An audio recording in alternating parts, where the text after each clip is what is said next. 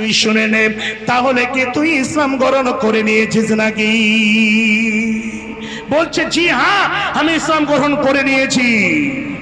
এইরকম যখনই বলেছে, চাচা বলছে তোর তো বাবা নাই, তুই এতিম ছেলে ছিলি, ছোট থেকে আমি তোকে মানুষ করেছি।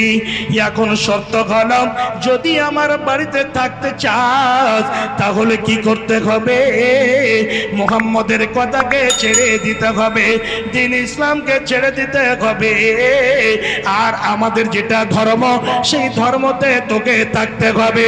হি ভাতিজা, যদি আমার কথা না শুনিস তাহলে যতগুলো জিনিস তোর আছে সমস্ত জিনিস তোকে ছেড়ে দিতে হবে, একটা জিনিস তোকে দেব না, শূন্য হাতে বাড়ি থেকে চলে যেতে হবে। সঙ্গে সঙ্গে ভাতিজার মুখ দিয়ে আব্দুল উজ্জার মুখে কথা বেরিয়ে গেল।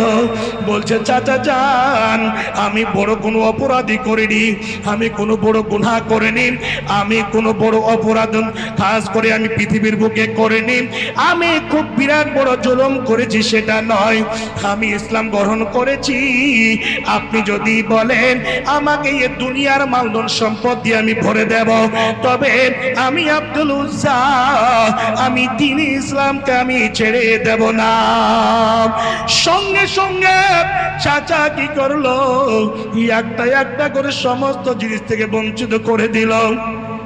শেষের বেলা আব্দুল উজ্জাকে বলছে, আব্দুল উজ্জা এই যে যতগুলো মালধন সম্পদ তোর কাছে আছে দিয়ে দে। একটা করে শেষের বেলায় এত চাচা জুলুম জিয়াদাতি করেছিল, এমন অত্যাচার করেছিল, ভাতিজার শরীর থেকে জামাটা পর্যন্ত রাখেনি, শরীর থেকে জামাটাও খুলে নিয়েছিল, লুঙ্গিটা পর্যন্ত খুলে নিয়েছিল, গতরে যেটা একটা জামা ছিল শরীরে সেই জামাটাও খুলে নিয়েছিল। এইরকম নিরুপায় হয়ে চোখ দিয়ে পানি ঝলঝল করে ঝরছে। আব্দুল উজ্জা এক পা দুই পা করে কার কাছে যাবে? মায়ের কাছে গিয়ে মাকে বলছে, মা আমি চাচাকে বলতে গিয়েছিলাম চাচা তুমি ইসলাম গ্রহণ করে নাও, এই কথাটা বলতে গিয়ে আমি কত বড় অপরাধী মানুষ তুমি দেখো, আমার শরীর থেকে জামা পর্যন্ত খুলে নিয়েছে। মা কি করলো, তার কাছে কোনো জিনিস নাই, একটা কম্বল ছিল, একটা চাদর ছিল, ওই চাদরটাকে বেটার কাছে উঠিয়ে দিয়েছে, ওই চাদরটাকে বেটা দুই টুকরো করে ছিঁড়ে একটাকে পরেছে, একটাকে গায়ে দিয়ে শরীরটাকে ঢেকেছে। সেই জায়গা থেকে বের হয়ে মদিনার দিকে আব্দুল উজ্জা রওনা দিয়েছে। যেতে যেতে যেতে যেতে বিশ্বনবী মুহাম্মদুর রাসূলুল্লাহ সাল্লাল্লাহু আলাইহি সাল্লামের অপেক্ষায় বসে আছেন। নবীজি যখন এসেছেন, নবীজি এসে বলছেন, মান আনতা, তুমি কে? চট করে উত্তর দিচ্ছেন, আনা আব্দুল উজ্জা, আমি গোলাম আব্দুল উজ্জা। নবীজি বললেন, अस्सलामु अलैकुम रहमतुल्लाह। जनाब आरिफ खान साहब रास्ते में हैं, 5 मिनट में स्टेज में पहुंच जाएंगे। जो लोग भी इधर उधर हैं, शेख मोहतरम भी बहुत ही बेहतरीन तकरीर फरमा रहे हैं और 11:30 बजे से इंशाअल्लाह उनका खिताब होगा। अब 11 बज रहा है, शेख मोहतरम के पास हाफ एन आवर है, आधा घंटा है। आप लोग जहाँ कहीं भी हैं, चाय की दुकान में बहुत भीड़ है, रास्ते में उधर खड़े हैं, यहाँ से दिख रहा है, आप लोगों से गुजारिश है कि आके पंडाल के नीचे बैठे। शेख मोहतरम क्या ही बेहतरीन अंदाज में तकरीर कर रहे हैं। आप लोगों से मेरी बार बार यही गुजारिश है कि आप लोग आएँ और शेख मोहतरम के तकरीर से महजूज़ हों। इंशाअल्लाह उनके बाद जनाब आरिफ खान जो मुंबई से तशरीफ़ फरमा हैं वो आएंगे और उनका खिताब होगा। সেই জায়গাতেই নবীজির অপেক্ষায় বসে আছেন। নবীজি জিজ্ঞেস করলেন, তুমি কে? তো বলছে, আমি আব্দুল উজ্জা। পুরো ঘটনাটা নবীজির কাছে কেন এসেছ? বলছে, নবী গো, আপনার মহাব্বত, দ্বীন ইসলামের মহাব্বতে আমি এমন জায়গাতে ছিলাম, আমরা সূর্যর পূজা করতাম, চন্দ্রর পূজা করতাম, মূর্তি পূজা করতাম, আমাদের জন্য কোনো জিনিসের বাধা ছিল না। পৃথিবীর বুকে যতগুলো নোংরা কাজ হতো সমস্ত কাজ আমাদের দ্বারা সম্ভব ছিল। নবীজি দ্বীন ইসলামের মহব্বতে আমি মাকে ছেড়েছি, চাচাকে ছেড়েছি, আমি সে সুন্দর জায়গা, ঘর বাড়িকে, সমস্ত জিনিসকে আমি ছেড়ে দিয়েছি। জমি জায়গা, খাওয়া দাওয়া ইত্যাদি আমার চাচার বাড়িতে এত সুন্দরভাবে হতো, সমস্ত জিনিসকে আমি একটা একটা করে লাথি মেরে দিয়েছি। নবীজিকে পুরো ঘটনা খুলে বললেন, হে বাচ্চান আমার, হে আমার যুবক ভাইয়েরা, হে আমার মা জননীরা, সে আব্দুল উদ্দাব সুন্দরভাবে নবী যখন তাকে জামাতে দেখেছে, নবীজির মনটা এমন হয়েছে, ওই আব্দুল উজ্জাকে গিয়ে বলছে, নবীজি আব্দুল উজ্জা তুমি এই জায়গাতে থাকো, তবে তোমার নাম এখন আব্দুল উজ্জা নয়, তোমার আমি নাম রাখছি আব্দুল্লাহ। এই আব্দুল্লাহ নামটা রাখলেন, আসামের সুপাদের মধ্যে সে আব্দুল্লাহ থাকতে লেগেছেন। সুন্দর করে নবীজির সোবাতে বসে, নবীজির দার্সে বসে কোরআন শিক্ষা নিয়েছে, কোরআন পড়তে লেগেছে। এত মুখাব্বত জেগেছে, মসজিদের মধ্যে বসে বসে বসে বসে এত জোরে জোরে কোরআন তেলাওয়াত করে, শটে বলছি আমি, জোরে জোরে কোরআন তেলাওয়াত করে, জিকির আজকার খুব জোরে জোরে করে। একজন খাস করে উমর ফারুক রাদিয়াল্লাহু তাআলা আনহু নবীজিকে গিয়ে বলছে, নবী গো, সাহাবীরা যখন এসে নফল নামাজ পড়ে, এরকম জিকির আজকার করে, এত আওয়াজ করে, তাদের নামাজে ভুল ভ্রান্তি হয়ে যাবে, অসুবিধা হবে। নবীজিকে এমন ভাবে প্রশ্ন করলে হতে পারে এটা রিয়াকারী হয়ে যাবে না, কেমন কি, কেন এরকম জোরে পড়ছেন?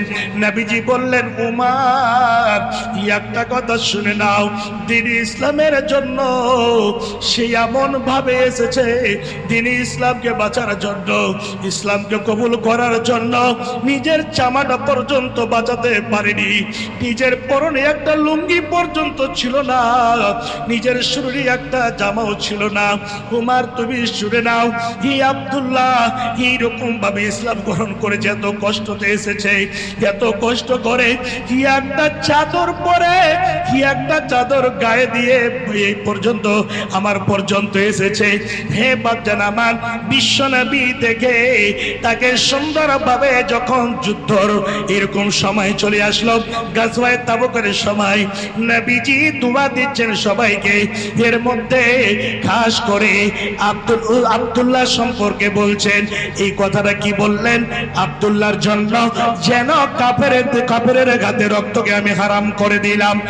এই কথাটি যখনই বলেছেন, আব্দুল্লাহ বলছেন, নবী গো, আপনি কেন এটা বললেন? আমি যুদ্ধ তো যেতে চাই। আব্দুল্লাহর কথা বলছেন নবীজি, আব্দুল্লাহ তোমাকে যুদ্ধ যেতে হবে না, তোমার যদি অন্তরে থাকে, তুমি যদি বাড়িতে বসে বা কোনো সফরের খালাতে ভালো কাজে গিয়ে যদি তোমার জ্বরের খালাতো যদি মরণ হয়ে যায়, সেটা তোমার শহীদের মতো হবে। শেষের বেলায় তিনি কোন সফরে গিয়ে মারা গিয়েছিলেন, এইরকম হিসাবে শেষের বেলায় নবীজি যখন তাকে কবরে নামাচ্ছিলেন, ওই কবরে নামা দেখে হযরত বিলাল নেমেছেন, উমর নেমেছেন, আবু বকর নেমেছেন। ওই জায়গাতে ইবনে মাসউদ রাদিয়াল্লাহু তাআলা আনহু তিনি এই যে নবীজির মুখ থেকে দোয়াটা শুনে এই কথাটা বলেছিলেন, আজকে যদি লাশটা আমার হতো তাহলে কত না ভালো হতো, এই কথাটা বলেছিলেন। আমি আপনাদের কাছে বলতে চাই যে খাস করে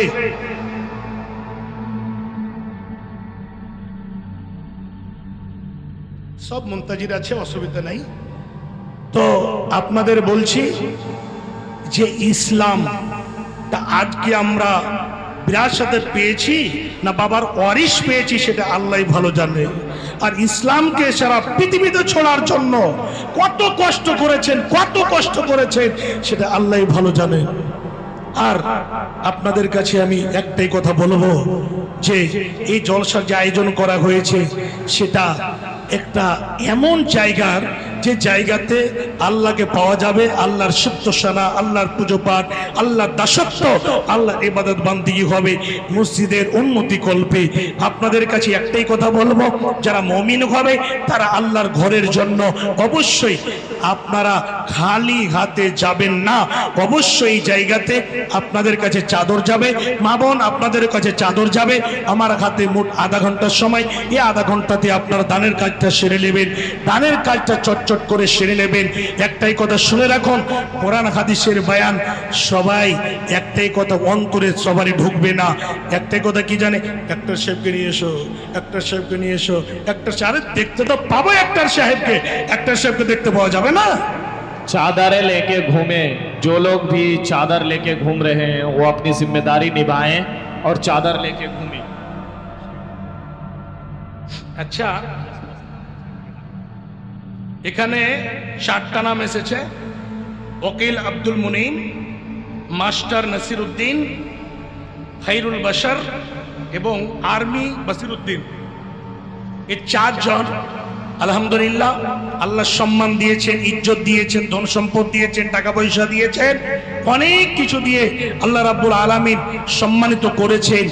4 জন যেখানে থাকেন না কেন, একটু আপনাদের তো ডাকতে আমাকে খাস করে দ্বিধা করছি আমি, তবে যদি আপনারা আনাচে কানাচে থাকেন তাহলে একটু চট করে, এবং আল্লাহর বান্দা এখানে অনেকে এরকম আছেন, আর এই জায়গাতে এলাকার মধ্যে খাস করে এই বলকচকে, শিমলবাড়ি বলকচক, এই গ্রামে যতগুলো আছেন সবাই আলহামদুলিল্লাহ ধনী ব্যক্তি আছেন, টাকা পয়সা আল্লাহ দিয়েছেন, অনেক সচ্ছলতা অবস্থায় আছে।